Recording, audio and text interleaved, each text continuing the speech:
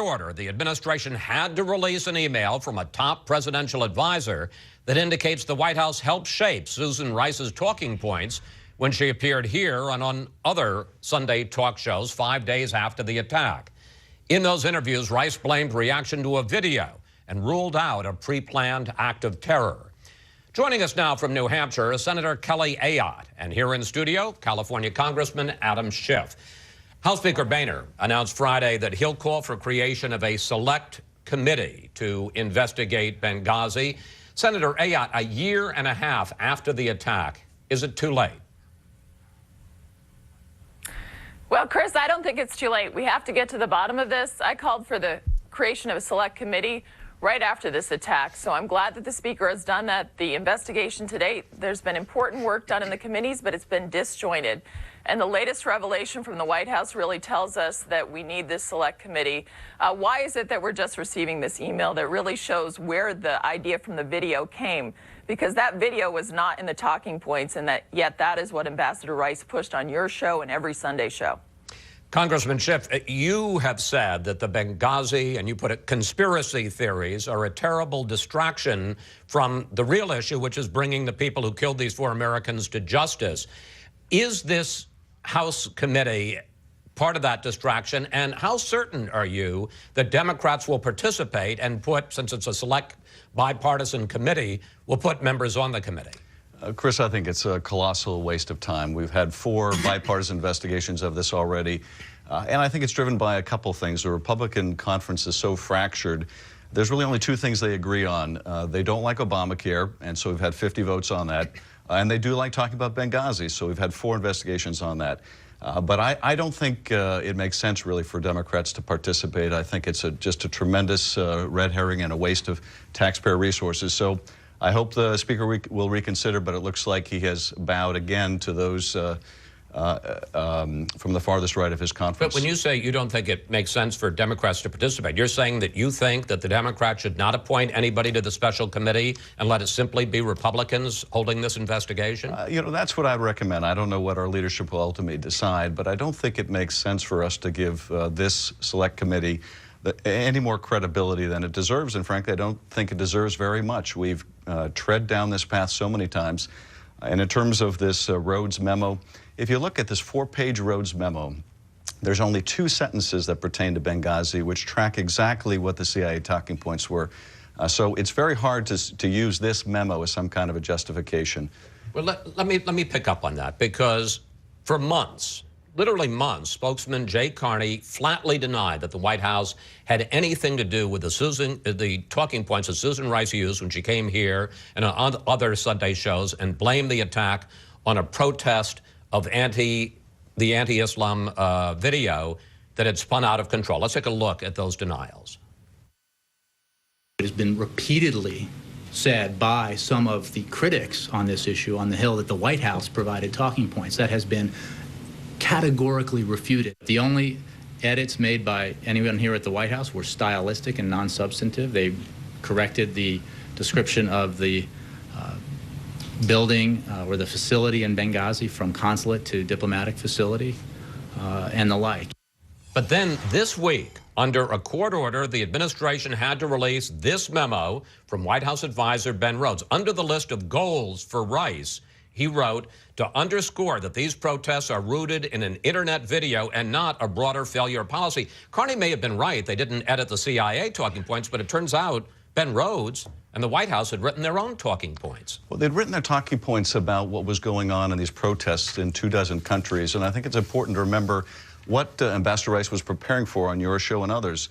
When she sat in the seat that I'm sitting in right now, Benghazi was not the first question you asked or the second or third. It was actually the 14th question you asked, and that's not a criticism, but it's a reflection of the fact that the focus of your show, like many others, was this conflagration, these protests going on in 20 capitals around the country. You're exactly right, but sir, yeah. I have the Ben Rhodes memo right here, and in it, he says, one of the goals, that we will be resolute in bringing people who harm Americans to justice. The only people who had been harmed, Americans who had been harmed at that point, were the 4 Americans who'd been killed in Benghazi. On another page, he specifically refers to a report in a British newspaper about Benghazi. So to say that this memo wasn't about Benghazi is just not true, sir. Well, it's true that 2 sentences of the 4-page memo are about Benghazi.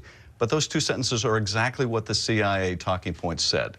And that's exactly what Susan Rice tracked. No, because the CIA had never talked about the video. Well, what the CIA said was that the protests in Benghazi, and obviously the CIA got that wrong, were based on the protests, inspired by the protests in Cairo, which is what the ambassador said.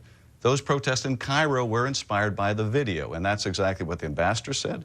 That's exactly what the intelligence community believed at the time. That's what General Petraeus briefed us on, and Director Clapper. That's what was thought at that time. So you can take issue with what the intelligence community did, but there's nothing that contradicts that in the Rhodes memo. In fact, let me bring in Senator Ayotte, because Jay Carney says the same thing that you just heard from Adam Schiff. Senator Ayotte, which is that this memo, which does mention Benghazi and talks about Americans being harmed, was not about Benghazi. Take a look. I can say it again and again, and I know you can keep asking again and again. This document was not about Benghazi. Senator Ayotte, do you buy that? Chris, it doesn't pass the laugh test, but here's the problem.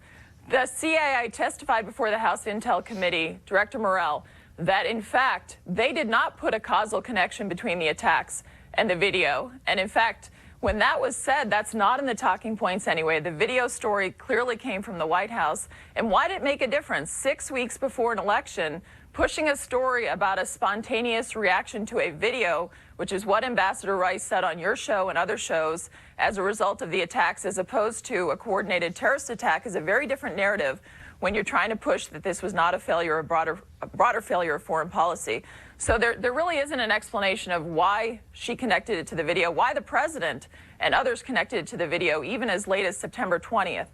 So that is inexplicable. And I would ask Congressman Schiff, do you know why did she connect it to the video? And also, she came on your show, Chris, and she also said that the consulate security was strong and significant. Where was the evidence of that? Because we know that leading up to these attacks that there were a whole course of history that showed that there's a deteriorating effect on that consulate, and yet she went on your show and said that the security of the consulate was strong. Look at those talking points and what it says about that. Senator, I want to get to a different point, and that is the fact that while the administration this first week kept saying this was not a pre-planned terror attack, in fact, the people on the ground in Libya and who with direct responsibility kept saying it was. The CIA station chief in Libya said it was a terror attack. And now we found out this week, so did the deputy intelligence director for AFRICOM, U.S. forces in Africa. Here was his testimony. What we did know quite early on was that this was a hostile action. This was no demonstration gone terribly awry. Senator Ayotte, why do you think it is that the CIA, the State Department, and the White House ignored their people on the ground when they said this was not a terror attack? Because the White House was pushing a political explanation leading up to an election. The president had been saying al-Qaeda was on the run. They were trying to push a narrative of strength in foreign policy. This did not fit their narrative. This was actually an indication of a broader failure of foreign policy, the light footprint policy.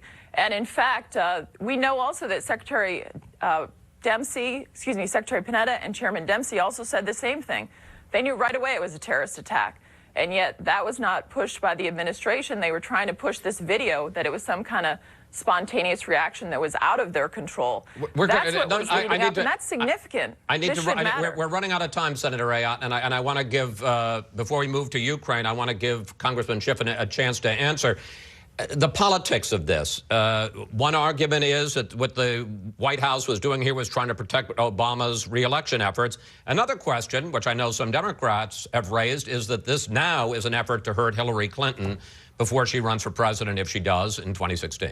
Well, I think that's clearly the case, but let me also address what the CIA station chief said, because we heard in Director Morell's testimony that the station chief at CIA thought that this didn't begin as a protest for a couple reasons. which the analyst didn't agree with. The first was that he cited press reports that said there was no protest, but in fact there were press reports that said there was a protest.